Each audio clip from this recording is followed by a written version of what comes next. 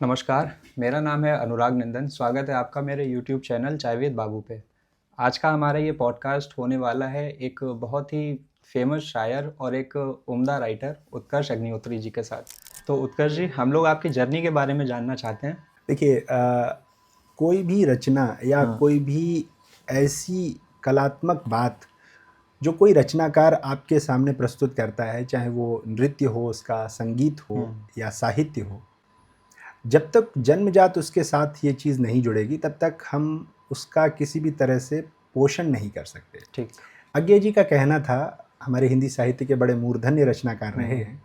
उन्होंने कहा, जब तक बीज के रूप में कोई भी कला और रचना हमारे मूल में नहीं होगी तब तक उसका पल्लवन नहीं हो सकता। ठीक। यानी आप ये समझिए कि जब तक आसपास का हवा, पानी, खाद उसको तब सहायता देगा ना जब हमारी भूमि के भीतर बीज पड़ा होगा।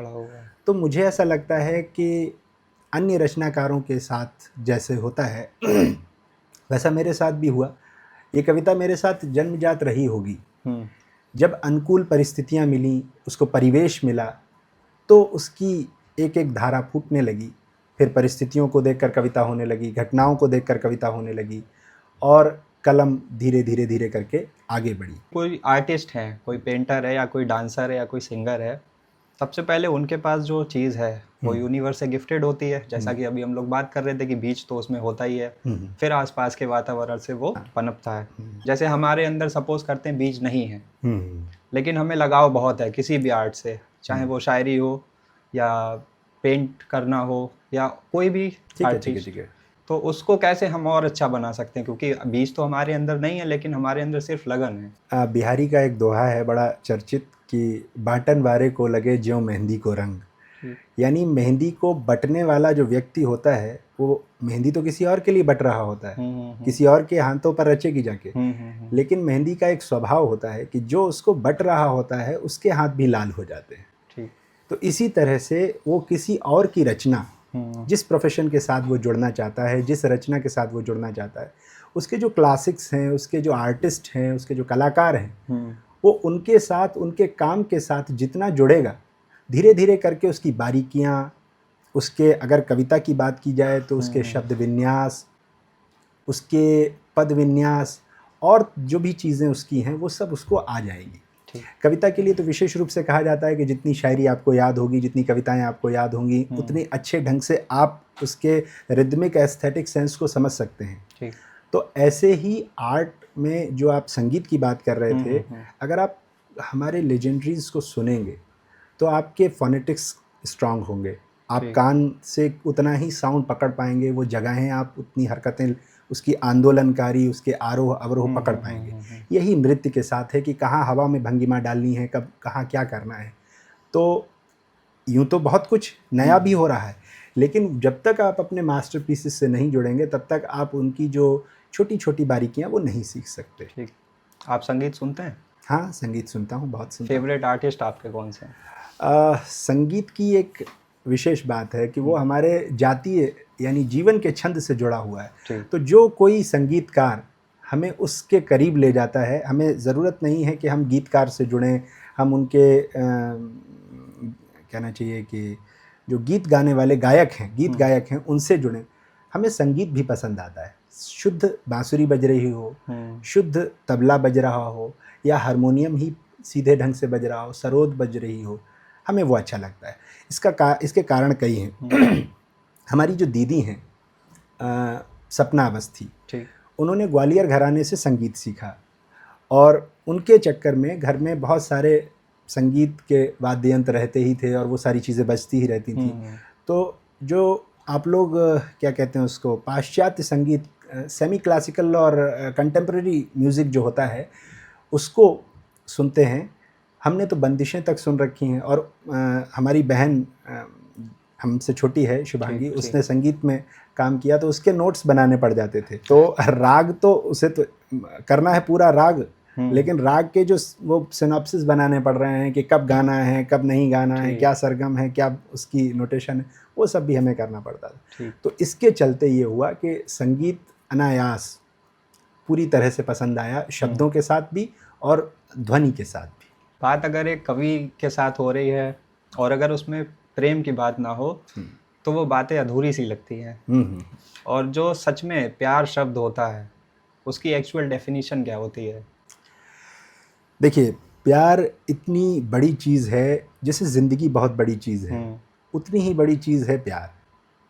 प्रेम को जब से मानवता आई तब से साथ में देखा गया, क्योंकि वो केवल मनुष्य के साथ नहीं जुड़ी, मनुष्य ने जहाँ जीव नहीं थे, जीवन नहीं था, वहाँ तक से प्रेम किया।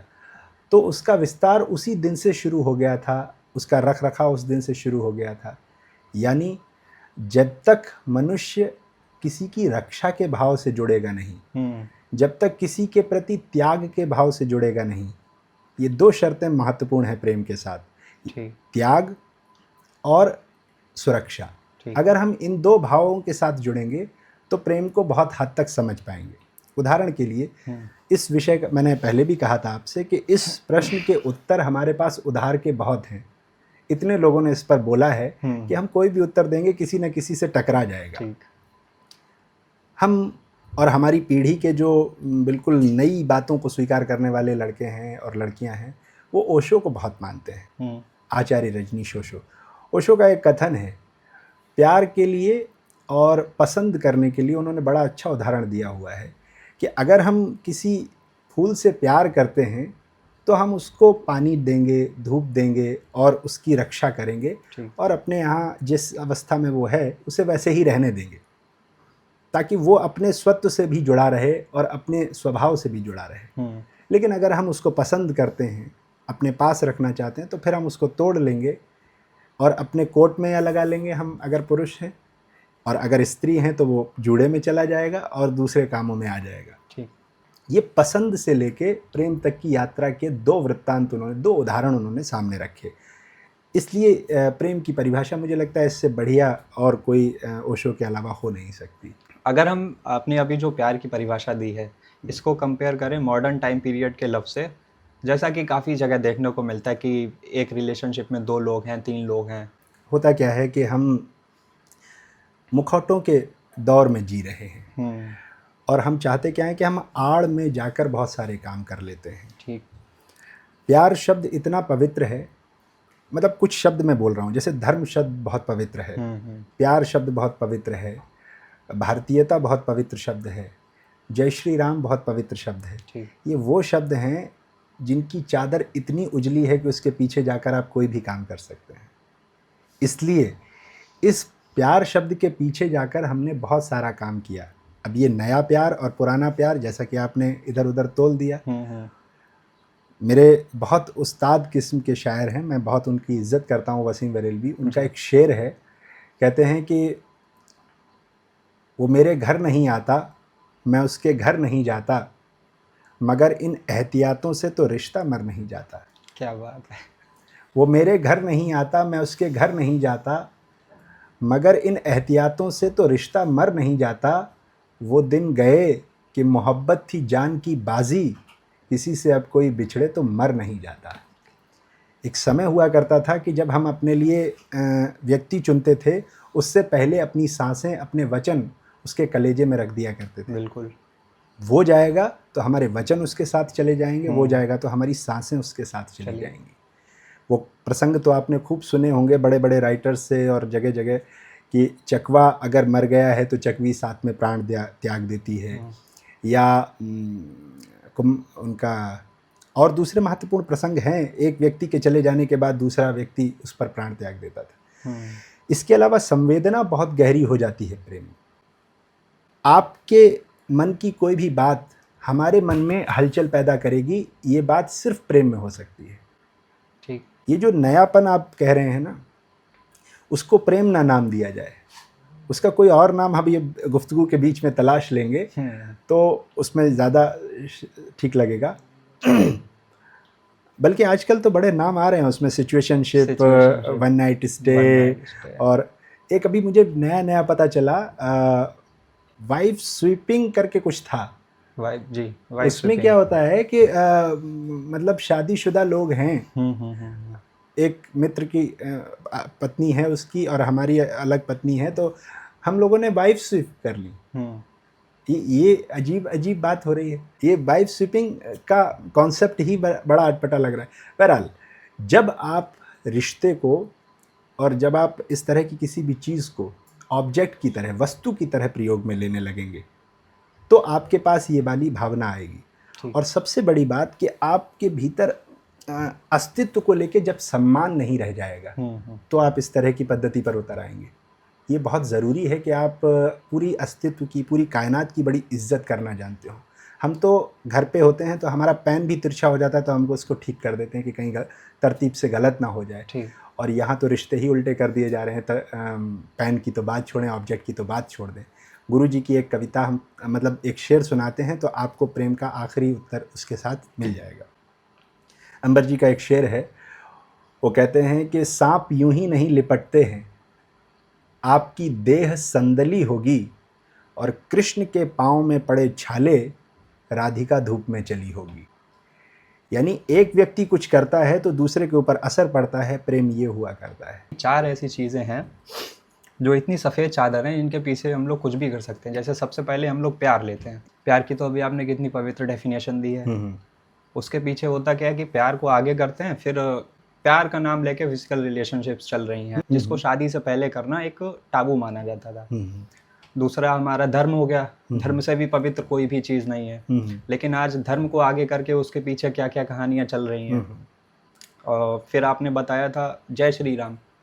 जय श्री राम जब हम लोग अपने दोस्तों में बैठते हैं तो बातें करते हैं कि जय श्री राम इतना पवित्र है कि अगर आप बिल्कुल निर्बल महसूस कर रहे हैं और आप जय श्री राम कह रहे हैं तो आपके अंदर एक स्पिरिचुअल पावर आ जाएगी। एक्चुअल में जो इसका मीन हम लोगों ने निकाला, लेकिन इसको धर्म से जोड़ा गया है कि जय श्री राम का नाम लेते हैं और किसी भी दूसरे लोगों का नुकसान करते हैं।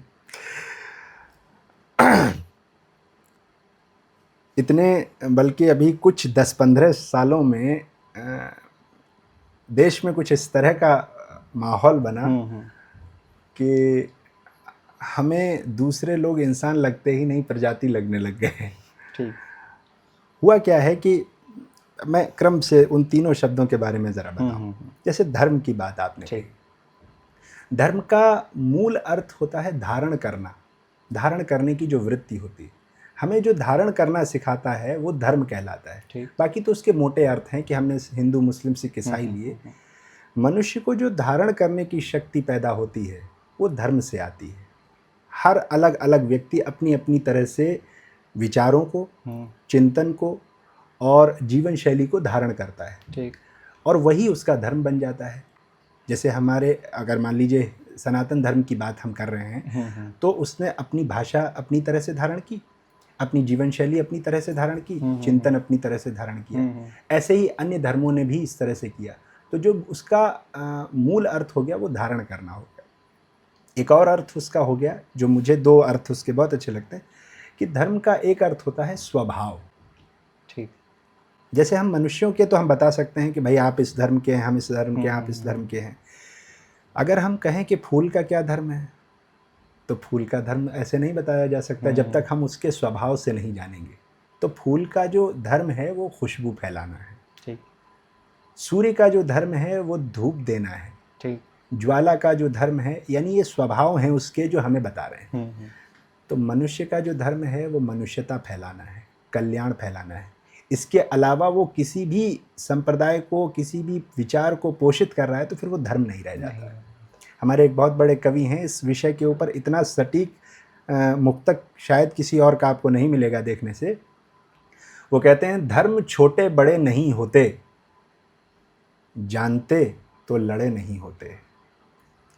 धर्म छोटे बड़े नहीं होते, जानते तो लड़े नहीं होते। चोट तो फूल से भी लगती है, सिर्फ पत्थर कड़े नहीं होते। यानी उसका प्रयोग कैसा कर दिया गया है। कहा जाता है बुद्ध के जीवन में जब उनके ऊपर पत्थर फेंके जा रहे थे तो वो जो पत्थर मार रहे थे उनसे उनको चोट नहीं लगी थी। उस भीड़ में खड़े हुए उनके एक शिष्य ने उठाकर फूल फेंक के मार दिया था ताकि भीड़ का समर्थन उनको मिल जाए और हमारे गुरुजी की जान भी बच जाए। तो उन्होंने कहा, बेटा इस फूल से मुझे जितनी चोट लगी है उतनी इनके अजनबियों के पत्थरों से चोट नहीं लगी। तो यानी हमारा जो धर्म है उसका प्रयोग कैसा कर दिया गया है। किसी भी धर्म का व्यक्ति हो, वो जो प्रयोग कर दिया जाता है उसी प्रयोग से वो गलत हो जाता है या सही हो जाता है। हम सकारात्मकता की तरफ अगर ले जाएं तो आपने दूसरा जो शब्द लिया था इसके तहत, इसी धर्म के साथ चलते हुए, जय श्री राम, और आपने उसमें प्रश्न में जोड़ा कि जय श्री राम हमें भय मुक्त करता है। होता क्या है कि किसी भी शब्द के पीछे, हमसे एक बार किसी ने पूछा था कि आजकल कवि कविता बड़ी बड़ी करते हैं और मंच से उतरते हैं तो फिर तालियां रह जाती हैं, लिफाफे रह जाते हैं और फिर उसकी बात चली जाती है, क्यों ऐसा होता है? उसका बेसिक उत्तर, मूल उत्तर उसका ये है कि जब तक आप शब्द के पीछे अपने चरित्र की शक्ति नहीं प्रेषित करेंगे तब तक वे शब्द असर नहीं करेंगे। आप बड़े से बड़ी बात बोल दीजिए, कबीर के बहुत बड़े दोहे हैं, तुलसी के बहुत बड़े चौपाइयाँ हैं, आप बोल दीजिए यूँ, उनका असर सिर्फ तब जाएगा जब उस चौपाई में लिखी हुई बात का चरित्र आपकी आत्मा में दिखाई पड़ेगा। जब तक आपके व्यक्तित्व में वो चीज़ नहीं दिखाई पड़ती तब तक उसका असर नहीं आएगा। ये जय श्री राम का जो नारा है, ये उस व्यक्ति का नारा है जिसने जीवन के पहले दिन से लेकर अंतिम दिन तक मर्यादा को जिया है। अगर हम मर्यादा को जीना जानते हैं तो फिर हम जय श्री राम के साथ जुड़ते ही हमें भय मुक्ति का मार्ग मिल जाएगा। क्योंकि अवसर बहुत होते हैं ईश्वर के पास, वो एक झटके में अपनी माया दिखा सकते हैं, लेकिन कभी नहीं दिखाई उन्होंने। हर समय जाकर उन्होंने अपनी मर्यादा रोकी। यहाँ तक कि आप समझ लीजिए उसमें कि एक निष्ठ पत्नी धर्म होने के बावजूद पत्नी के प्रति कोई आसक्ति नहीं दिखाई उन्होंने। एक क्षण में जब प्रजा ने ये कह दिया कि आपको पत्नी का त्याग करना होगा इन कारणों से, तो यानी वो प्रजा की मर्यादा से बंधे हुए थे। पहले दिन से लेकर जो अंतिम दिन तक मर्यादा में बंधा हुआ है। आप बल्कि इसको यूं भी समझिए, कोई आदमी मूल्यों को जी रहा हो, सिद्धांतों को जी रहा हो और मर्यादा को जी रहा हो, ठीक, सारे जीवन जिया हो, आप उस आदमी से एक लफ्ज़ मत बोलिए, 5 मिनट बस उसके पास बैठ कर आइए, तो आपके व्यक्तित्व में जो हल्केपन के दरारें आ गई हैं वो कितनी भर जाएंगी आपको खुद पता नहीं चलेगा। उसके खड़े होने मात्र से उसकी ऊर्जा का एहसास होगा। तो जिस व्यक्ति ने इतनी लंबी यात्रा के साथ इस शब्द को जिया हो, इस भाव को जिया हो, तो उसके नाम से तो भय मुक्ति वैसे भी हो जाएगी अनायास। और फिर श्री राम के साथ ये भी जुड़ता है कि राम की कथा राम की आयु से बड़ी हो गई। अनायास ये हुआ है, कभी नहीं होता। व्यक्ति, ये हमारे देश की एक अकेली वाहिद घटना है, व्यक्ति गया तो उसके साथ उसकी चर्चा चली जाती है। राम के साथ ये बिल्कुल उल्टा हो गया। राम जिस दिन से गए हैं राम की चर्चा ही चलती चली गई और आज तक चली आ रही है। ये नाम अपने आप में इतना, इस नाम के पीछे तुलसीदास जी ने कहा पारस की तरह है। ये पारस पत्थर की एक बड़ी विशेषता है कि वो लोहे में छुपा दिया जाए तो सोना हो जाती है। तो यानी राम कथा देवत्व की ऊंचाई पर पहुंची हुई कथा है। जहां जहां राक्षसी वृत्ति मिलेगी छूते ही उसको सोना कर देगी, ये उसकी वृत्ति है। और जितना कलयुग बढ़ेगा राम कथा उतनी ही चर्चित होती चली जाएगी। इसके अतिरिक्त एक शब्द और इसमें जो बहुत उज्जवल परंपरा के साथ लिया जाता है वो है भारतीयता। अब आप देख रहे हैं बड़ी गाड़ियों से लेके छोटे लोगों के वचनों तक ठाकुर, हिंदू ये लिखा दिखाई पड़ता है। गाड़ी देखिए उसके पीछे दिखेगा, नामों में दिखाई पड़ेगा, है ना। इससे क्या होता है, आप जैसे ही दोयम दर्जे पर आते हैं अपनी शक्ति को दिखाने के लिए तो बड़ी विराट सत्ता से कट जाते हैं। इस देश की सबसे बड़ी पहचान अगर मनुष्य की कोई है, व्यक्ति की कोई है, तो वो है भारतीयता। हम भारतीयता का प्रचार करें, इस पर हमारा अभी विचार नहीं जा रहा है। हो सकता है राजनीति के कारण हो कि हम सनातन धर्म और इधर उधर बातें करें तो शायद हम उनके बड़ा करीब पहुंच जाएं और उसकी बात करने लग जाएं, लेकिन ऐसे भारतीयता आती नहीं। भारतीय होने के लिए 3 चीज़ें ज़रूरी हैं। राष्ट्र बनने के लिए 3 चीज़ें मूल हैं। पहली, भूमि। ठीक, एक भूमि का टुकड़ा चाहिए हमें जहाँ पर हम कह सकें कि ये ज़मीन है जहाँ पर राष्ट्र विकसित हुआ। दूसरी, वहाँ का जन समुदाय, वहाँ के लोग होने चाहिए। ऐसा नहीं है कि भूमि तो पूरी पृथ्वी पर पड़ी हुई है, लोग रह नहीं रहे वहाँ पे, तो राष्ट्र नहीं बन सकता। पहला भूमि चाहिए, दूसरा जन चाहिए वहाँ पर, और तीसरी संस्कृति चाहिए। अगर ये 3 चीज़ें नहीं होंगी तो हम उसको राष्ट्र घोषित नहीं कर सकते। और जैसे ही ये राष्ट्र किसी भी व्यक्ति के भीतर बोधित होने लगे, प्रकट होने लगे, तो हम कहेंगे कि ये राष्ट्रवादी है। राष्ट्रवादी का मतलब नारेबाजी नहीं हुआ करता। आज जब हम ये चर्चा कर रहे हैं, हमारा सौभाग्य है कि हम उस वर्ष में हैं जब इस राष्ट्र का, इस भारत का एक पहचान का जो गीत है उसके 150 वर्ष पूरे हो रहे हैं, जिसे हम वंदे मातरम के नाम से जानते हैं। ठीक। बंकिम बाबू ने इसको पता नहीं किस अवस्था में लिखा था, किस मानसिकता में लिखा था, लेकिन भारतीयता का गौरव बोध कराने के लिए ये गीत अपने आप में बहुत महत्वपूर्ण भूमिका निभाता है। मैं इतनी बातें बता चुका हूँ, लेकिन इन तमाम बातों के बावजूद जो चादर वाली बात है वो इन सब चीज़ों का श्रेय ले लेती है। हम भारतीय होकर और तमाम काम कर डालते हैं। इसलिए मैंने वो शब्द लिया था कि धर्म, भारतीयता, प्यार और राम, ये वो शब्द हैं, और भी कुछ शब्द आप उसमें जोड़ सकते हैं अपनी सहूलत के लिए, कि जिनका पक्ष इतना उज्जवल है कि उसके पीछे कोई भी कालिख पोती जा सकती है। हो रहा है, चूँकि हम राम की बात अभी पीछे कर चुके हैं। ठीक। और भारत का जिक्र उसमें आया। गुरु जी की एक कविता की पंक्ति है। अब उस कविता की पंक्ति के साथ ये भी जुड़ता है कि जो श्री राम में दिखाई पड़ता है, आद्योपांत, आदि से लेके अंत तक उनमें जो कुछ दिखाई पड़ता है वही भारत का चरित्र है। या भारत को देखना हो तो श्री राम को देख लिया जाए, एक दूसरे के पर्याय माने जाते हैं।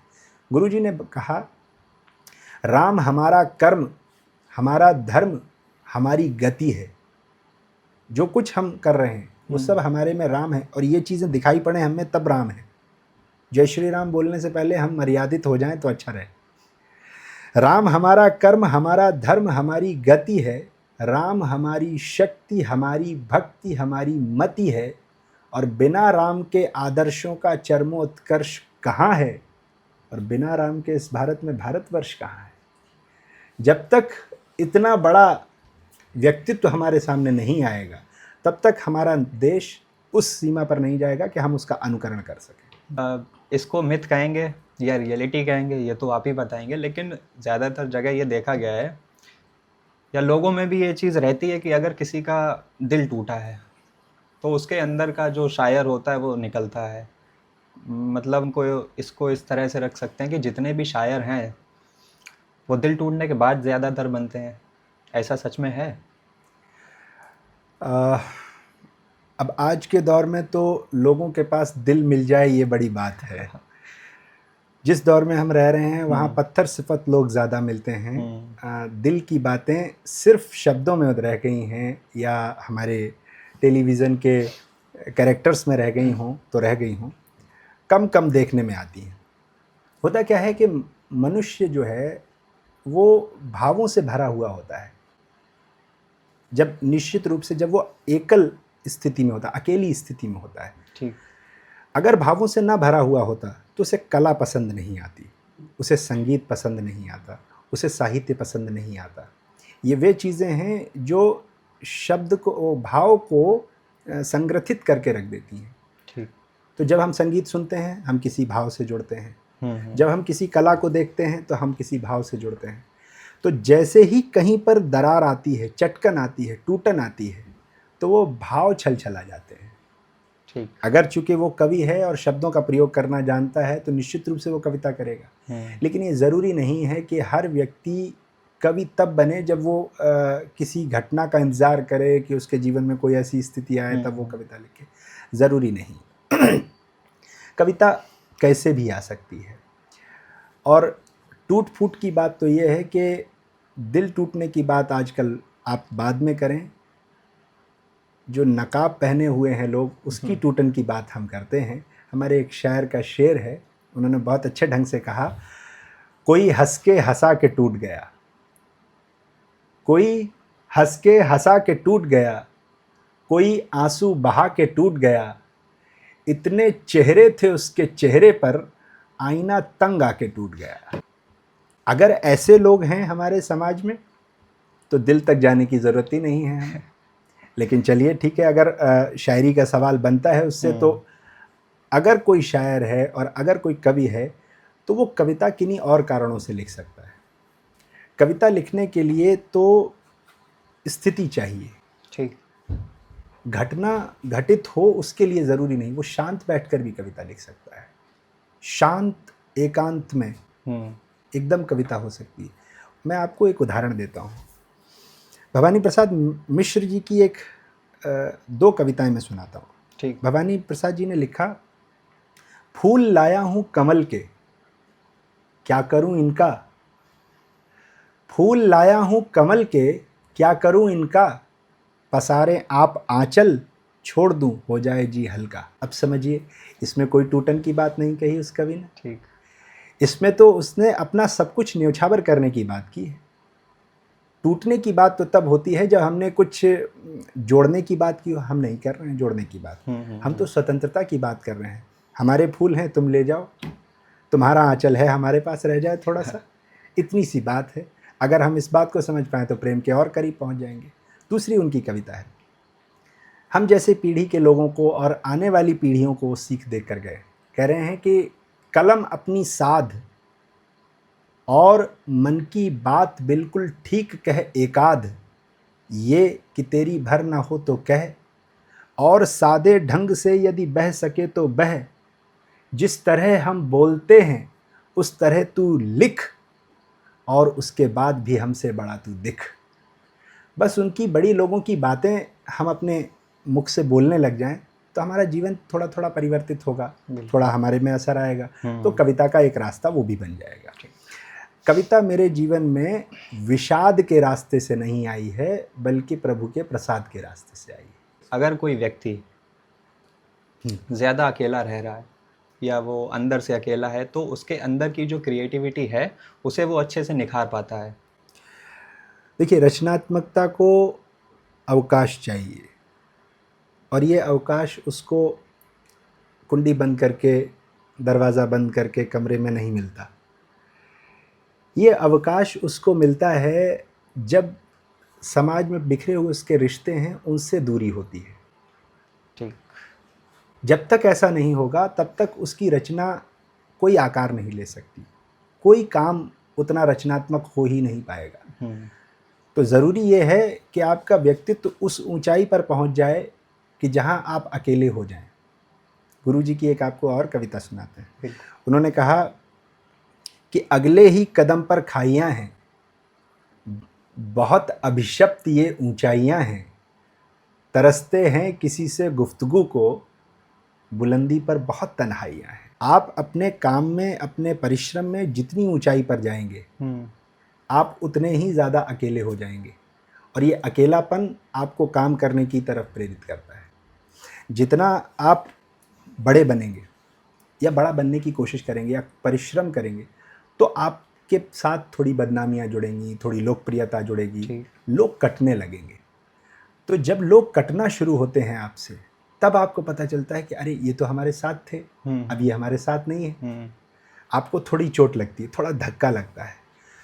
ये जो भीतर कश्मकश पैदा होती है, परेशानी पैदा होती है, आप इसको चैनलाइज करने का प्रयास करते हैं, उसको कम करने का। शुरू में तो आदमी थोड़ा परेशान होता है, उनसे रोता भी है कभी कभी कि ये जो अपने लोग थे ये मेरा साथ छोड़ रहे हैं, ये वाकई मेरे साथ में नहीं हैं, और कई बार आपको वक्त नहीं दे रहे हैं, आपके साथ नहीं हैं, वो कहीं और व्यस्त हैं। तो इस अकेलेपन को या इस अलगाव को या इस उपेक्षा को जब आप सहते हैं तो पहले तो वो आंसू बनती है, ठीक। फिर वो आंसू में आप थोड़ा रहते हैं, फिर वो आंसू स्याही बन जाते हैं और स्याही शब्द बन जाते हैं, और धीरे धीरे आपकी रचना सामने आ जाती है। अकेले में भी मेले का अनुभव हो सकता है और मेले में भी अकेले का अनुभव हो सकता है।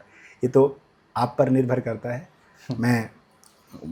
मुझे एक शेर याद आता है, कहते हैं अकेले हों तो कैसी महफिलों की याद आती है, अकेले हों तो कैसी महफिलों की याद आती है, अगर महफिल में जाते हैं तो तन्हाई सताती है। ये इंसान की फितरत है कि वो कश्मकश में रहता है, वो कुछ पा लेना चाहता है, और ये पा लेने की जो ललक है जितनी गहरी होगी आप उतने अकेले होते जाएंगे, और जितने अकेले होंगे उतने रचनात्मक हो जाएंगे। ये आपने सबसे पहली बुक कौन सी लिखी थी? जैसे किताब तो कोई प्रायोजित करके नहीं लिखी जाती कि हम आज एक किताब के लिए अब लिखना शुरू कर रहे हैं तो एक किताब बना लेंगे उसको।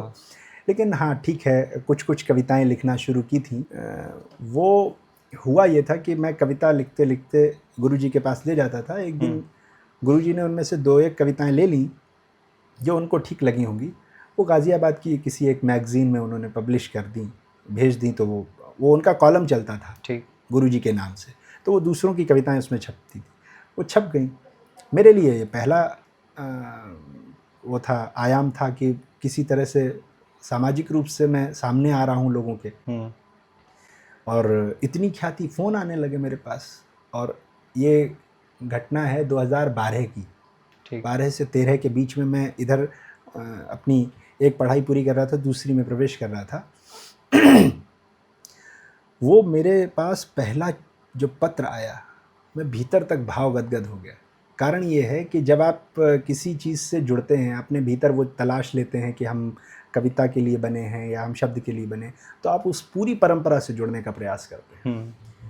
ये पूरी परंपरा ये बता रही थी कि बड़े लेखकों के पास, बड़े लोगों के पास चिट्ठियाँ पहुँच जाती थीं, पत्र पहुँचते थे उनकी रचना को लेकर। और हम तो उस दौर में थे जब सेल फ़ोन आने लगे थे, लगभग टेलीफोन से सेल फ़ोन। ऐसे में चिट्ठी अभी भी आ रही है, वो मेरे लिए बड़ी बात थी। उसने मुझे बहुत प्रोत्साहित किया।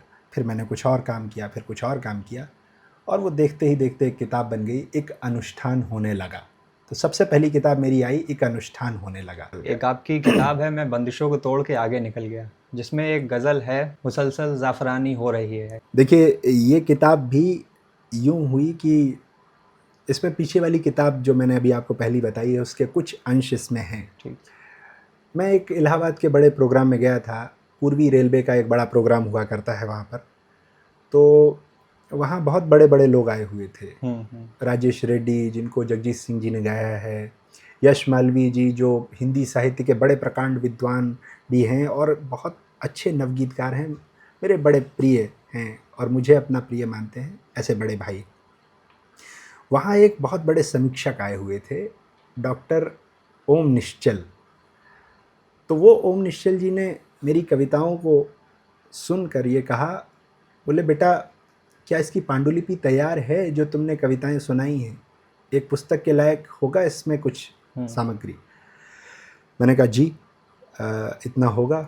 तो बोले यथाशीघ्र उसको भिजवाओ, हमारी जो अगली श्रृंखला है उसमें तुम्हारी किताब आनी चाहिए। और पुस्तक मेला लगा हुआ था, लाइन में लगा हुआ था, 1-2 महीने में वो आने को था। हमने जैसे तैसे घर आके जल्दी जल्दी से उसको करके दिया, और वो किताब उन्होंने 1 महीने के भीतर लाकर हमें सामने रख दी। विश्व पुस्तक मेला, मतलब उसमें आप समझिए अरबों किताबें उसमें होती हैं, और आप समझिए हज़ारों प्रकाशक पूरी दुनिया से आते हैं। पूरी दुनिया मतलब पूरे विश्व से आ रहे हैं, वो सिर्फ भारत के ही नहीं। वहाँ पर हमारी किताब का कवर पेज लॉन्च होता है। कुछ मेरा सौभाग्य था कि उसमें उत्तर प्रदेश हिंदी संस्थान की उपाध्यक्ष पहुँच गई, देश के बड़े मंच के कवि कवित्रियाँ पहुँच गए, और ओम निश्चल जी थे। एक थोड़ी चर्चा हुई और वहाँ पर बात हो गई। वो एक बात बन गई लोगों में कि जब किताब आती है ना तो कुछ बात बन जाती है लेखकों के साथ। वहाँ पर भी ये इस तरह की बात कह दी गई थी कि आपकी एक गज़ल है। ये हुआ ये कि प्रेम की कविताएं वैसे लिखनी शुरू की थी कि अपने मन से कोई बात बन रही है तो उसमें कविता, प्रेम का विषय आ गया। लेकिन फिर होता क्या है हम बाज़ार बात पर बहुत काम करते हैं कि मार्केट में आजकल क्या चल रहा है, बाज़ार में हमारा कमर्शियल स्टेटस थोड़ा लूज़ नहीं होना चाहिए, हमारी सोसाइटी ग्रिप बनी रहे। उसके लिए क्या करें? तो हमने ये कोशिश की कि जो यूनिवर्सिटीज़ बुलाने लगी थी मुझे और कॉलेजेस बुलाने लगे थे, सबसे पहला फ़ोन मेरे पास किसी कॉलेज का आया तो आईआईटी खड़गपुर का आया, पश्चिम बंगाल दूसरे उधर छोर पर। वहाँ दूसरी तरह की ऑडियंस होती है, वो आपसे वो पुराने ट्रेडिशनल गीत और वैसी चीज़ें नहीं सुनेगी। ठीक। वो जो नए विषय चल रहे हैं उनमें आप कितनी गहराई लाते हैं, उनके मतलब की बात कितनी करते हैं, बहुत सारा कुछ मापदंड होता है उसमें।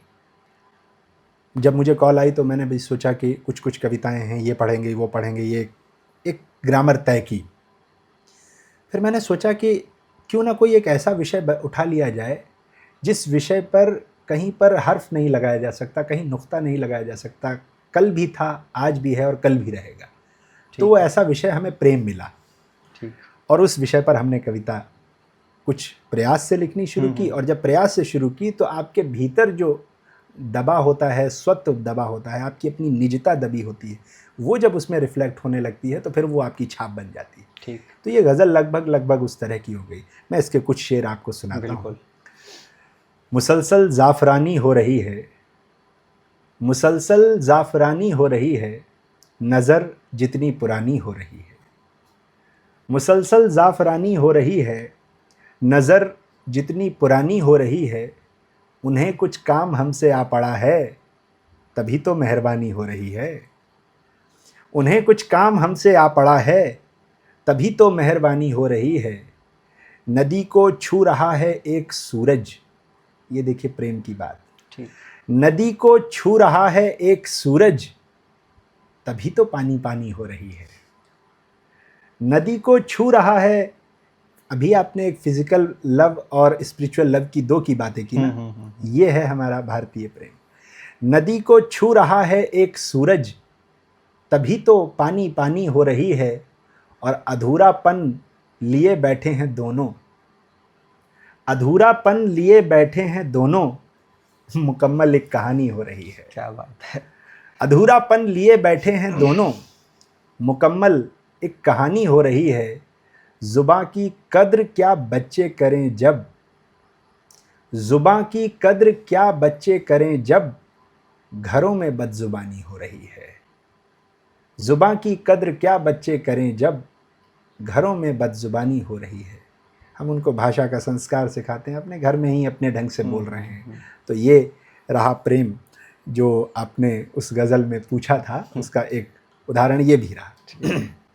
इस बुक की सबसे फेवरेट गज़ल आपकी यही है? नहीं, ये तो मैं नहीं कह सकता। देखिए, कोई रचनाकार अपनी अन्य रचनाओं को कमतर नहीं आंकता। अलग अलग जगह अलग अलग कविताएं चली। कई बार क्या होता है कि आप जिसको मास्टरपीस समझते हैं वो दूसरे मंच पर नहीं चलती। वहाँ की ऑडियंस या हो सकता है वक्त की बात होती है, कभी कभी समय की बात होती है। वो समय नहीं था कि आपको ये बात बोलनी थी, या आप उतने ज़्यादा स्वस्थ नहीं थे उस दिन कि उस कविता पर इम्फेसाइज करते और उसका असर पड़ता उतना ज़्यादा। बहुत सारे वो बन जाते हैं, मानक बन जाते हैं। तो ऐसी होती है। तो इस आधार पर वो मौके पर बात आती है तो फिर उसका स्पॉन्टेनिटी का जितना जवाब है उतना क्रिएटिविटी का उतना जवाब नहीं। आप कुछ भी रच लीजिए, रखा रह सकता है, लेकिन वो जो त्वरित बोला गया है उसका जवाब नहीं होता है। हम अगर अपनी लाइफ में कुछ डिसाइड करते हैं, कोई भी एक गोल, तो हम ये सोचते हैं कि अगर हमने वो अचीव कर लिया तो हमने अपनी लाइफ में सारी चीज़ें कंप्लीट कर ली हैं। बट असल जो एक्चुअल हमारा जीवन होता है, क्या उसमें सिर्फ एक गोल को पा लेना ही पूरा? ये तो सवाल मुझे लगता है कि जितने इंटरव्यूज़ पूरी दुनिया में होते हैं सभी से हो जाना चाहिए, और सबका एक सा उत्तर होगा जो साधना कर रहे हैं उस तरह के लोगों का। पूरा जीवन में कभी कुछ नहीं होता। ठीक। पूरा करने की कोशिश में आप अपने स्वभाव को और छोड़ देंगे। जितने लोग पूरा करने की फिराक में थे, वो जो ट्रक के पीछे वाक्य लिखा होता है, जिन्हें जल्दी थी वो चले गए, वो पूरा करने वाले सब अधूरा छोड़ के चले जाते हैं। अगर हमें स्वीकार करना है कुछ, तो अधूरेपन को ही जीवन का दूसरा नाम मान लेना चाहिए। और अगर हम ये मान लेंगे तो फिर हमारे जीवन से चिंताएं समाप्त हो जाएंगी। क्योंकि हमारे जीवन में, विद्यार्थी के जीवन में अधूरापन अलग चीज़ है, जवान लोगों के मन में अधूरापन कोई और चीज़ है, गृहस्थ लोगों के मन में अधूरापन कोई और चीज़ है, और वृद्धों के मन में अधूरापन कोई और चीज़ है। जब हम अधूरेपन को ही जीवन मान चुकेंगे तो फिर हम उसके पीछे उसको पूरा करने के लिए दौड़ेंगे नहीं। ठीक। अब ये स्वीकृति कितनी जल्दी होती है और कितनी देर में होती है, ये आपकी साधना बताएगी। हमारे एक बहुत अच्छे कवि हैं भारत भूषण जी, उनका एक गीत है, उतना ज़बरदस्त गीत इस विषय पर आपको ढूंढे से नहीं मिलेगा। उन्होंने कहा, रे मन, अपने मन से बात कर रहे हैं इस अधूरेपन को लेकर, रे मन तू अनमना न कर अपना, धरती के कागज़ पर तेरी तस्वीर अधूरी रहनी थी। इस धरती के कागज़ पर सबकी तस्वीरें अधूरी रह जाती, पूरी किसी की नहीं होती। धरती के कागज़ पर मेरी तस्वीर अधूरी रहनी थी। अब ये पंक्तियाँ सुनिए, इस गीत की सबसे जानदार पंक्तियाँ। कह रहे हैं, शायद मैंने गत जन्मों में अधबने नीड़ तोड़े होंगे। हर आदमी को दुख होता है कि उसका अधूरापन क्यों है, कोई शाप मिल गया उसको तो अपने को कोसता है। अब ये पंक्ति देखिए, शायद मैंने गत जन्मों में अधबने नीड़ तोड़े होंगे, चातक का स्वर सुनने वाले बादल वापस मोड़े होंगे, ऐसा अपराध किया होगा जिसकी फिर क्षमा नहीं मिलती, तितली के पर नोचे होंगे, हिरणों के दृग फोड़े होंगे। इसलिए जिंदगी भर मेरे तन को बेचैन भटकना था, मन में कस्तूरी रहनी थी, तस्वीर अधूरी रहनी थी। ये आपके भीतर कुछ है, उसको पा जाइए, उसको मान लीजिए। वो कस्तूरी की तरह कि आपकी सांस के भीतर से लिपट कर जो खुशबू आ रही वो आपकी है, बाहर से नहीं आई है। इसको स्वीकार कर लीजिए तो ये अधूरापन ही आपकी ज़िंदगी का पूरापन हो जाएगा। आपकी एक किताब थी जो आपने सबसे पहले लिखी थी, दूसरी किताब आपकी थी मैं बंदिशों को तोड़ के आगे निकल आया। एक किताब आपकी है कुछ बातें कुछ मुलाकातें, वो किस कैटेगरी में आती है? ये एक साक्षात्कार की किताब है, इंटरव्यूज़ की। होता क्या है कि जब आप किसी भी क्षेत्र में रचना करते हैं ठीक। और रचनाओं से प्रभावित होते हैं तो आपके मन में जिज्ञासाएं भी उसको लेकर बहुत उठती हैं, ठीक। सवाल उठते हैं। अब वो सवाल कैसे संतुष्ट हों, उनका उत्तर कैसे प्राप्त हो, तो दो रास्ते हैं। या तो आप प्रतीक्षा करें कि आपका व्यक्तित्व और आपका ज्ञान उस ऊंचाई पर पहुंच जाए तो स्वयं ही उत्तर पा जाएगा, ठीक। अथवा जिसने वो रचना लिखी है या जिसने उस रचना का कोई भी कार्य किया है, आप सीधे उससे सवाल कर लें। ठीक। तो मैंने ये चाहा कि जो लोग हमारे सामने थे, उस समय तक अभी कुछ नहीं हैं, उनमें से ज़्यादातर अभी हैं, तो मैं उनसे सीधे सीधे अपने प्रश्न पूछ लूँ उनकी रचना को लेकर या उनके रचनाकार के पक्ष को लेकर।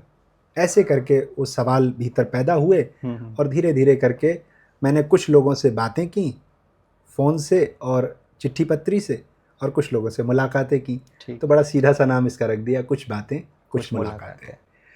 फराज साहब का एक शेर है, वो कहते हैं कि अर्ज़े गम कभी उसके रूबरू भी हो जाए, अर्ज़े गम कभी उसके रूबरू भी हो जाए, शायरी तो होती है गुफ्तगू भी हो जाए। क्या बात है। तो हमने सोचा कि उनकी शायरी तो हम लोग बोलते ही रहते हैं, थोड़ी सी उनसे बातचीत भी हो जाए। तो ये सिलसिला धीरे धीरे करके पुस्तक की शक्ल में आ गया। कुछ बातें कुछ मुलाकातों में आपने जितने भी लोगों से बातचीत की या उनका इंटरव्यू लिया, ऐसी कौन सी सबसे बेस्ट बातें लगी हो जो आपने अपनाई हो या आप उन्हें भूले ही ना हो कभी भी? देखिए, होता क्या है कि आपको हमेशा वो चीज़ प्रेरित करेगी या आकर्षित करेगी जो आपसे एक दर्जा ऊपर है। तो जहाँ रचनाकार अपने व्यक्तित्व की या जिससे इंटरव्यू ले रहा है उसके व्यक्तित्व की एक ऊंचाई की बात करता था, वो सब मुझे आकर्षित करती थी। ठीक। तो कुल मिलाकर मैंने जिन लोगों से भी सवाल किए, उन सब लोगों ने व्यक्तित्व के पक्ष की जहाँ जहाँ ऊंचाई की बातें की उन्होंने मुझे आकर्षित किया और मैंने उनको अपने जीवन में भी उतारा।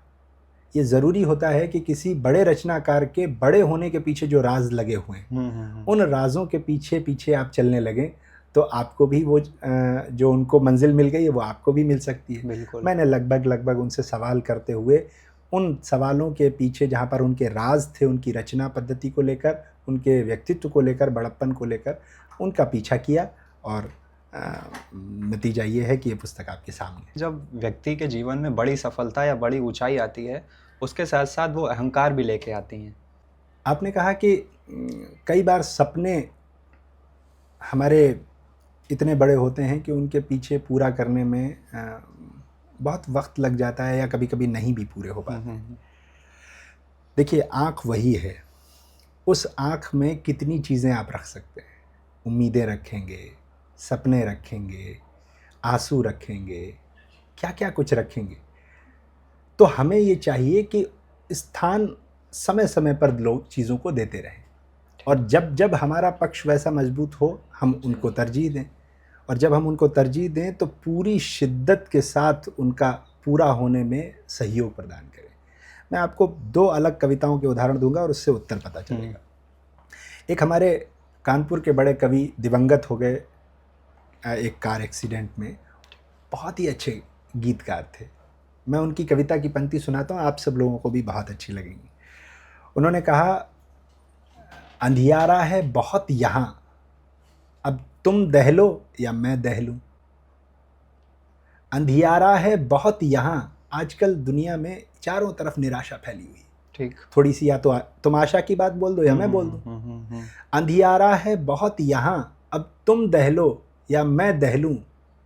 एक कहानी उजियारे की, तुम कह लो या मैं कह लूं। एक कहानी उजियारे की, तुम कह लो या मैं कह लूं।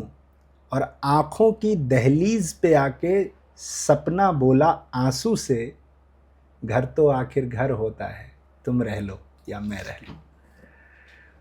जब आपके जीवन में संवेदना बहुत गहरी हो जाएगी तो वो आंसुओं में परिवर्तित होने लगेगी। जब आपके जीवन में हौसला बहुत आ जाएगा तो वो सपने को साकार करने में लग जाएगा। सपने अगर आप बड़े देख रहे हैं तो फिर ज़रूरत है कि उसके पीछे तपस्या भी उतनी बड़ी लगाइए। ये युवाओं को ध्यान में रखना चाहिए। हमारे आचार्य विष्णुकांत शास्त्री जी का वचन मैं बोल रहा हूँ। अगर हम स्वप्न बड़ा देख रहे हैं तो उसके पीछे तपस्या उतनी बड़ी लगाएं, तब तो वो साकार होगा। अन्यथा बड़े सपने देख लेने भर से काम नहीं बनता। आपने वो कलाम साहब का वाक्य तो साथ में सुना ही होगा, जब वो कहते हैं कि सपने वो नहीं होते जो हमारे सोते समय आते हैं, सपने तो वो होते हैं जो हमें सोने ही नहीं देते। तो जो नहीं सोने दे रहे हैं उसके पीछे आप जाके कर क्या रहे हैं? प्रतीक्षा नहीं, आपको कर्म करना है और उतनी तपस्या करनी है कि वो सपना साकार हो जाए। मैं विष्णुकांत जी की पूरी चारों पंक्तियां सुनाऊंगा और कई लोगों को इससे दिशा निर्देश प्राप्त होगा। उन्होंने कहा, बड़ा काम कैसे होता है, पूछा मेरे मन ने। बड़ा काम कैसे होता है, पूछा मेरे मन ने। तो उत्तर आया, बड़ा लक्ष्य हो, बड़ी तपस्या, बड़ा हृदय, मृदु वाणी। ये 4 चीजें तो पहली पंक्ति में बताई उन्होंने। बड़ा काम कैसे होता है, पूछा मेरे मन ने।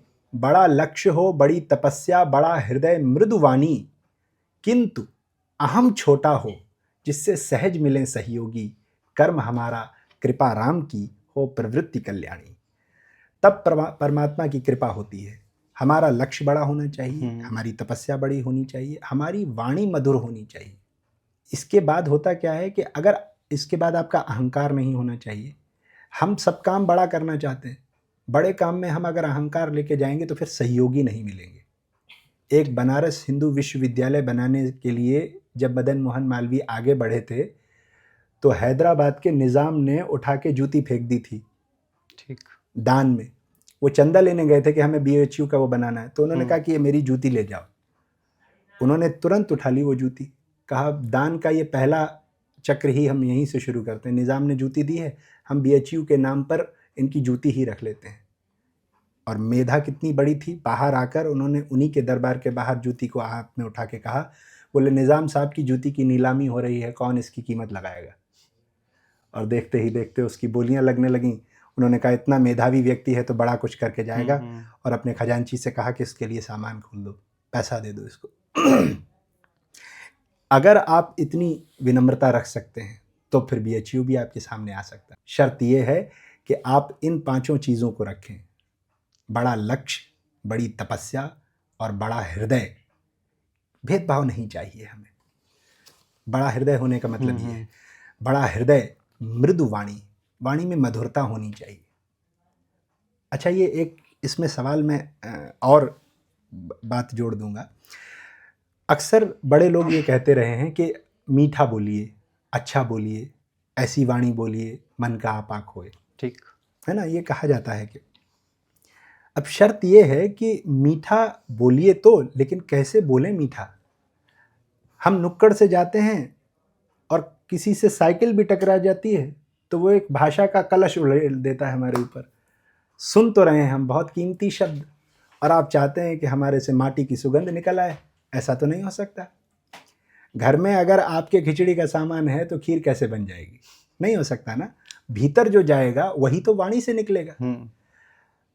तो आपको चाहिए कि फिर ऐसी चीजें सुनिए जिससे आपकी भीतर सामग्री भी बहुत अच्छी जाए। तब तो आप जो बोलेंगे तो फिर उसमें घनत्व आ जाएगा, उसमें एक बल आ जाएगा। अब इस पर सवाल ये भी उठता है कि सर वो तो हम इधर से निकल के जाते हैं तो कानों में तो गालियां पड़ेंगी। निश्चित रूप से सुनना और सुनाई पड़ने में जमीन आसमान का अंतर है। बाहर की आवाज अभी सुनाई पड़ रही है, हम सुन नहीं रहे हैं। ध्यान लगा देते ही हम चीजें सुनने लगते हैं। हाँ। और ऐसे तो ध्वनि पूरे ब्रह्मांड में गूंज रही है। बस इतना ही करना है कि वो जो शब्द आ रहा है बेकार का, हमें वहां ध्यान नहीं लगाना है। वहां से हटेंगे तो फिर हमारा मन उधर लगने लगेगा। जो अच्छे शब्द आए, अच्छी बातें आई और वो भीतर संग्रहित होंगी तो हमारी वाणी भी प्रांजल हो जाएगी। तो चौथी बात तो ये रही, बड़ा मृदु वाणी किंतु अहम छोटा हो। हमारा अहंकार छोटा होना चाहिए। थोड़ी सी भी कोई बात बोलता है तो हम तो चौड़े में आ जाते हैं एकदम से कि अरे मेरे से कैसे बोल दिया, इसको ऐसे नहीं करना चाहिए था। इन तमाम बातों को ध्यान में रखेंगे तो हमारे सपने साकार हो जाएंगे। अगर किसी के सपने बड़े हैं और उसे सपोर्ट नहीं मिल रहा है किसी भी तरह का जो उसे चाहिए, तो वो अपने उस बड़े सपने को अचीव कैसे करे? देखिए, मैं पहले प्रश्न के उत्तर में इसका जवाब कुछ हद तक दे चुका हूँ, लेकिन चलिए, सपोर्ट, संरक्षण जो है ना, वो तब तक नहीं प्राप्त होता जब तक हमारा अपना परिश्रम ना हो। ठीक। एक हमारी लोक कथा शिवजी की बड़ी चर्चित है। हुआ ये कि पहले शिवजी शंख बजाते थे तो इंद्रदेव के पास वो बात पहुंचती थी और वर्षा होती थी और फिर गांव का काम शुरू हो जाता था। ठीक। तो हर वर्ष की ये आदत थी उनकी शिवजी की, वो पहले शंख बजाएंगे, फिर इंद्रदेव तक वो आवाज़ पहुंचेगी, इंद्रदेव वर्षा कर देंगे। ऐसा चलता रहा। एक बार क्या हुआ कि उनको ये लगा कि मैं शंख बजाता हूँ इसलिए यहाँ वर्षा होती है और लोग अपना जीवन यापन करते हैं। शिवजी को लगा और वो अपने थोड़े काम में व्यस्त हो गए, समाधि में चले जाते थे तो ज़रा लंबा वक्त ले लेते थे। उस साल बड़ा सूखा पड़ गया। तो देखते ही देखते वहाँ के जो गांव के किसान वगैरह थे वो बड़े परेशान हो गए। उन्होंने क्या किया कि काम करना बंद कर दिया, दूसरे शहर जाने लगे, कहीं बाहर नौकरी देखने लगे, कहीं कुछ करने लगे। लेकिन एक व्यक्ति अपने खेत में लगातार हल चला रहा है। वो सीज़न निकल गया, उसके अगले सीज़न में और सूखा पड़ गया, वर्षा ही नहीं हो रही है, वो फिर भी हल चला रहा है। अब शिवजी देख रहे हैं कि ये क्या बात हो रही है, सारे लोग तो अपने अपने काम बाहर देखने चले गए हैं, ये हल चलाना क्यों नहीं छोड़ रहा है, इतनी बंजर भूमि में ये हल चला रहा है। तो उन्होंने वेश बदल कर जाकर नीचे पूछा, बोले क्या बात है भाई, अब हम लोग नहीं चला रहे हैं हल, दूसरे लोग हल नहीं चला रहे हैं, तुम हल क्यों चला रहे हो लगातार? बोले देखो, मौसम की बात है, वर्षा आज नहीं तो कल तो होनी ही होनी है। मैं अगर ये हल चलाना छोड़ दूंगा और दूसरे काम देख लूँगा तो पता नहीं मैं सफल हुआ कि नहीं हुआ। इतने चक्कर में कहीं मैं हल चलाना भूल गया तो जब वर्षा होगी तो मैं खेत कैसे फिर जोत पाऊंगा। यानी मैं अपने काम से अलग हो गया तो मेरा काम बेमानी हो जाएगा, उसका जो अभ्यास है, उसकी जो ताकत है वो कमज़ोर पड़ जाएगी। कल वर्षा हो गई, आज नहीं तो कल, तो फिर वो काम भी रुक जाएगा।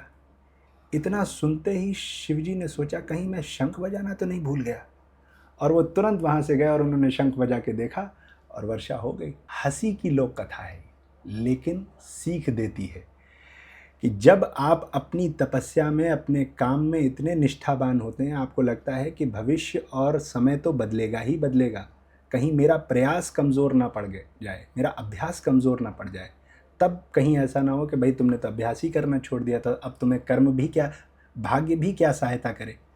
ऐसा नहीं होता। कर्म पहले है, भाग्य बाद में है, और जब ये दोनों साथ में हो जाते हैं तो संरक्षण भी साथ में मिलने लगता है, दूसरों की बात होती है। कुंवर बेचैन जी की पंक्ति से इस बात को रोकेंगे और परिपूर्ण करने का प्रयास करेंगे। उन्होंने कहा, उसने मेरे छोटेपन की इस तरह इज्जत रखी। बड़े लोगों की आदत होती है, उसने मेरे छोटेपन की इस तरह इज्जत रखी, मैंने दीवारें उठाई, उसने उन पर छत रखी। उसने मेरे छोटेपन की इस तरह इज्जत रखी, मैंने दीवारें उठाई, उसने उन पर छत रखी। और क्यों हथेली की लकीरों से हैं आगे उंगलियां, रब ने भी किस्मत से आगे आपकी मेहनत रखी। तो जब आप परिश्रम करेंगे तो आपका जो सपना है वो उस जगह पर जाएगा कि सपोर्ट मिलने लग जाएगा। उत्कर्ष जी, वसीम बरेलवी साहब के बारे में आप कुछ हमें बताइए। वसीम बरेलवी एक शख्स, जैसे आप किसी शख्स के बारे में पूछें तो आसानी से कोई भी व्यक्ति बता सकता है, क्योंकि वो उसी से मिला होगा, उसकी राजदारी उसी के पास होगी।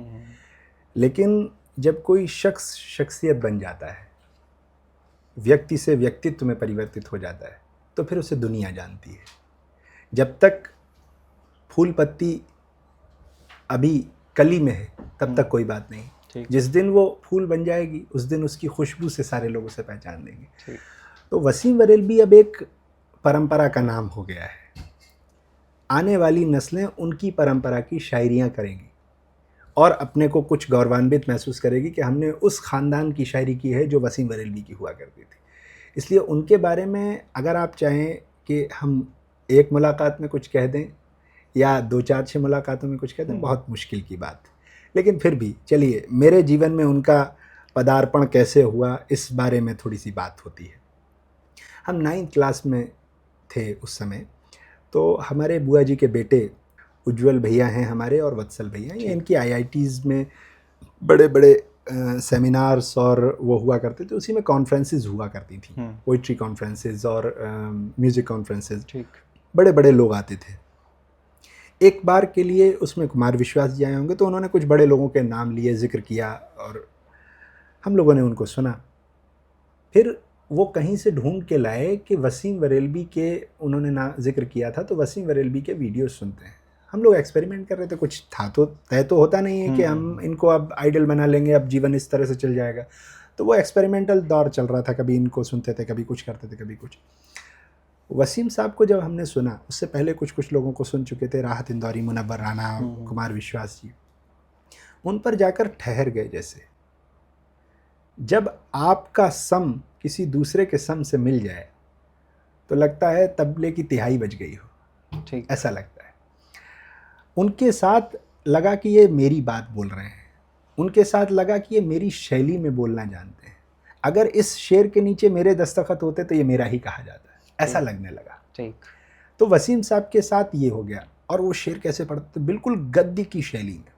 अगर आप उसको सीधी लाइन में लिख देंगे तो वो गद्य दिखाई पड़ेगा, और अगर उसको आप ऊपर नीचे रख देंगे तो वो शेर हो जाएगा। ठीक। और शेर का एक अपना मीटर होता है, बड़ी मतलब उस्तादों की बड़ी बहस चलती है कि आपने आधी मात्रा बढ़ा दी, इतना वज़न गिरा दिया, ये किया। जैसे संगीत में होता है कि आपने सुर नीचे लिया, ऊपर किया, उस तरह की बड़ी मैकेनिज्म है उसमें, शेर में सीखना पड़ता है। तो अब उनका एक शेर सुनाते हैं जो हमने पहली बार सुना था। अब आप सोचिए, ये उस विषय पर कहा जा रहा है जिसको सब निगलेक्ट करते हैं, और वसीम साहब जब कह रहे हैं कि तब उसका मीनिंग बदल जा रहा है। अंधेरे को कोई अच्छा नहीं मानता, उजाले को सब अच्छा मानते हैं। बशीर बद्र जैसे बड़े शायर कहते हैं, उजाले अपनी यादों के हमारे साथ रहने दो, न जाने किस गली में ज़िंदगी की शाम हो जाए। तो उजाले के ऊपर बहुत सारी कविता है। अंधेरे के पर्सपेक्ट को लेकर हमने पॉजिटिव व्यू कभी नहीं लिया। वसीम साहब का शेर सुनाते हैं, इससे पता लगता है कि वो आदमी किसी भी चीज़ को नकारात्मकता के तराजू में तौलता ही नहीं है। ठीक। कह रहे हैं कि किसी का राज किसी से कभी नहीं कहते, किसी का राज किसी से कभी नहीं कहते, ये एहतियात अंधेरों में पाई जाती है। अब आप सोचिए, हम लोग कितने बेगरज लोग हैं और ख़राब लोग हैं। इधर सुनते हैं बात और उधर कह देते हैं खट से कि बताना नहीं किसी को, और झट से बता दी। और हम लोगों ने अंधेरों को अच्छा नहीं माना हुआ है। हाँ। वसीम साहब कह रहे देखो, उससे अच्छा आपको मिले कोई तो बताओ। व्यक्ति को अच्छा मानते, मान लीजिए हमें अच्छा मान रहे, हमारी छाया को नहीं अच्छा मानते, क्योंकि छाया ये कहा जाता है कि ये उसका उजला पक्ष नहीं है, ये श्यामल पक्ष है। ठीक। यानी हमारी बुरी आदतें हमारी छाया को माना जाता है, तो छाया को पकड़ना एक तरह से बेवकूफ़ी को माना जाता है। तो अच्छा नहीं मानते छाया को, शख्स को अच्छा मानते हैं। अब वसीम साहब का दूसरा शेर सुनिए। कह रहे हैं कि रोशनी से हैं दामन बचाए, रोशनी से हैं दामन बचाए, कितने खुददार होते हैं साए। ये खुददारी देखिए आप, क्या एंगल निकाला उस आदमी ने। अब आप चाहें तो इसको क्रिटिसाइज कर सकते हैं कि नहीं वो तो ज़बरदस्ती मगजमारी चल रही है। ठीक, मगजमारी चल रही है। आपकी सोच इस मगजमारी तक क्यों नहीं पहुंची? क्योंकि आपकी जो शख्सियत है, आपकी जो शनाख्त है, वो निगेटिविटी में पॉजिटिविटी देख नहीं पाती। आप इतना उजला पक्ष देख नहीं पा रहे थे, इसलिए ये बात आपके मुंह से नहीं निकली। जो वहां तक यात्रा कर रहा है उसको दिखाई पड़ रही है। वसीम साहब की ये चीज़ मुझे अट्रैक्ट। अब आप देखिए ये शेर बिल्कुल ऐसे रख देंगे सीधे सीधे तो आपको लगेगा ये तो प्रोज है। दूसरा एक उनका शेर जो है प्रेम के ऊपर, आपने आज बहुत सारे सवाल किए, इतना ज़बरदस्त उन्होंने प्रेम के ऊपर शेर कहा है। कहते हैं कि ये नफ़रत है जिसे लम्हों में दुनिया जान लेती है, ये नफ़रत है जिसे लम्हों में दुनिया जान लेती है।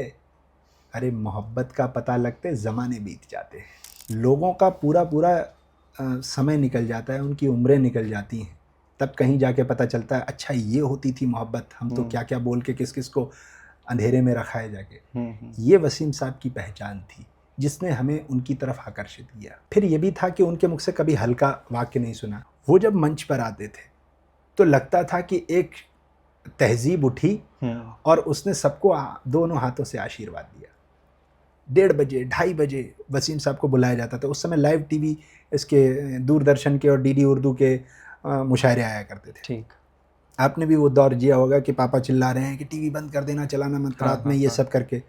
हम वसीम साहब की दीवानगी में पापा ऊपर छत पे जाके सो जा रहे हैं तो बहुत धीमी आवाज़ में टीवी ऑन कर रहे हैं और फिर वसीम साहब को सुन रहे हैं, क्योंकि वो उस समय वसीम साहब का जो बुलाया जाता था वो 1:30 बजे के आसपास, क्योंकि सीनियर पोइट थे। कभी सम्मेलन में ये होता है कि ज़रा जूनियर को पहले बुलाते हैं और सीनियर को बाद में, तो हम उनको सुन रहे हैं और वो धीरे धीरे धीरे करके उनके प्रति हमारा आकर्षण बन गया। और ये भी बना, इसलिए भी बना कि जब आप किसी विषय के लिए या किसी व्यक्ति के लिए संघर्ष करते हैं तो उससे लगाव हो जाता है। पानी के साथ भी, हम आपको उदाहरण मामूली सा देते हैं तो आपको समझ में आएगा सारी चीज़ों का। पानी के साथ हमारा लगाव कब अच्छा था और कब अच्छा नहीं रह गया। जब हम पानी भरने के लिए किसी ट्यूबवेल पर, किसी हैंडपंप तक जाते थे या कुएं से निकालते थे तो उसमें एक संघर्ष जुड़ता था। कई घंटे की और मिनट की माता जी की डांट सुन रहे हैं, पानी भर के ले आओ, ये चल रहा है वो चल रहा है, तो प्यास तब तक बढ़ गई ना। कुछ प्यास की यात्रा बढ़ी और कुछ उसकी कमी ने हमारे भीतर और उत्सर्जना पैदा की, तो हम गए पानी भरने के लिए, लेकर आए, फिर पानी पिया, तो उसके साथ एक संघर्ष जुड़ा। इस संघर्ष ने उसके साथ लगाव लगाया, तो हमें पानी से नहाने में भी आनंद आया, पीने में भी आनंद आया। लेकिन आज हम पानी लेने नहीं जा रहे हैं, हम बटन दबा रहे हैं, पानी खुद आ रहा है हमारे पास। इसका नतीजा क्या हुआ कि अब पानी से लगाव हमारा ये हो गया है कि हम ग्लास उठाते हैं, होंठों पे लगाते हैं, छोड़ देते हैं और कहते हैं हम हाई प्रोफाइल हैं, घूंट भर जल पीकर छोड़ देते हैं, क्योंकि उसके प्रति हमारा संघर्ष नहीं रहा। ये जो फ़ोन है, फ़ोन के साथ दिए गए मैसेजेस का आकर्षण क्यों कम हो गया? क्योंकि हम इसमें चुनते नहीं हैं कि भाई किस रंग का कागज़ लें, स्याही कौन सी इस पर लिखेंगे तब हम अपनी चिट्ठी पूरी कर पाएंगे। हम मैसेज के लिए उसमें यात्रा नहीं जोड़ पा रहे ना, संघर्ष नहीं जोड़ पा रहे, इसलिए इसका लगाव कम हो गया। तो वसीम साहब के साथ हमने एक संघर्ष किया है, पिताजी से दूर हट के, अपने पढ़ाई से समय चुरा के, तब हमें उनसे लगाव हुआ। आप किसी व्यक्ति से मोहब्बत कर लेते हैं, प्यार कर लेते हैं, तो आप कितना कुछ त्यागते हैं ना, उसके लिए कितना संघर्ष करते हैं। अपने लिए आप कलम खरीदने नहीं जा रहे हैं, ज़रूरी चीज़ें नहीं खरीदने जा रहे हैं, और उसको किताब का कवर पेज चाहिए, उस पर दफ्ती चढ़ानी, आप 2 बाज़ार दौड़े दौड़े जा रहे हैं, उसको ये कर रहे हैं वो कर रहे हैं, क्योंकि आप उसके लिए संघर्ष कर रहे हैं, इसलिए उसके प्रति आपके प्यार, मतलब आप प्यार ज़्यादा हो जाता है। उदय प्रताप जी का एक शेर सुनाते हैं, आपको मज़ेदार लगेगा, लगाव के ऊपर। उन्होंने कहा, दूर दूर रहकर भी हम सदा तुम्हारे हैं, दूर दूर रहकर भी आप लॉन्ग डिस्टेंस पर सवाल कर सकते थे हमसे। दूर दूर रहकर भी हम सदा तुम्हारे हैं, जैसे गहरे पानी में आसमां के तारे हैं। कितनी दूरी है और क्या मिलान है, देखिए तो। दूर दूर रहकर भी हम सदा तुम्हारे हैं, जैसे गहरे पानी में आसमां के तारे हैं, और हुस्न पे जो दौलत है इश्क की बदौलत है। हुस्न पे जो दौलत है इश्क की बदौलत है, आप उतने सुंदर हैं जितने हमको प्यारे हैं। कोई आदमी अपने रूप सौंदर्य के कारण सुंदर नहीं लगता। हर साल मिस इंडिया, मिस वर्ल्ड निकल के जाती हैं, और मिस यूनिवर्स और मिस्टर यूनिवर्स सब निकलते हैं। हमें अपना वाला लग रहा है कि नहीं, वो सुष्मिता से भी अच्छा है, वो लारा दत्ता से भी अच्छा है। क्यों? क्योंकि हमारा प्यार उससे जुड़ गया, इसलिए वो हमें प्यारा लग रहा है, इसलिए सुंदर लग रहा है, उसके सामने सारी चीज़ें। तो वसीम साहब के साथ हमारा जो लगाव था वो इन तमाम चीज़ों के संघर्ष के बाद, इतनी कीमतों के बाद अदा हुआ था, इसलिए वो ज़्यादा हमें अपने लगने लगे। फिर हमने उनकी, चूँकि वो भैया हम उन्हीं ने इंट्रोड्यूस कराया था हमें वसीम साहब से, तो हमारे जन्मदिन से 1-2 दिन पहले उन्होंने 2 किताबें हमें भेज दी वसीम साहब की। हमें नहीं मालूम था कि पहले ऐसे कभी किताबें भी आती थी, ठीक, लेकिन उन्होंने भेज दी मेरा क्या और मौसम अंदर बाहर के। उन किताबों को मैंने धर्म ग्रंथ की तरह हर महीने पूरा पूरा पढ़ा है। तो मेरी ज़बान में जो साफ हो गया है, कुछ कुछ शुद्धि आ गई है, जो कुछ या जो कुछ आपको अच्छा लग रहा है, वो उन लफ्ज़ों की देन है, मेरा अपना कमाल नहीं है। बहुत बहुत धन्यवाद आपका। बहुत बहुत धन्यवाद। कभी कभी इतने सादा दिल जब लोग मिल जाते हैं तो कुछ कहने का मौका भी लग जाता है, अन्यथा हम लोग क्या कहते। चूँकि आपने आज बहुत कविताएं सुनी, और कवि जो है वो कविता से लोभ संवरण नहीं कर पाता है। तो जाते जाते मैं आपके लिए और आपकी पूरी टीम के लिए जो इस तरह का काम कर रही है, उसके लिए एक बहुत प्यार से प्यार का शेर कहते हुए जा रहा हूँ। आप लोग ऐसे ही काम करते रहें। दिल पे मुश्किल है बहुत दिल की कहानी लिखना। आप ये काम कर रहे हैं और ये काम आगे से आगे बढ़ता चला जाए। दिल पे मुश्किल है बहुत दिल की कहानी लिखना, जैसे बहते हुए पानी पे हो पानी लिखना। आप ये कारनामा अंजाम देते जाइए। हम सब की बहुत बहुत शुभकामनाएं। धन्यवाद। धन्यवाद।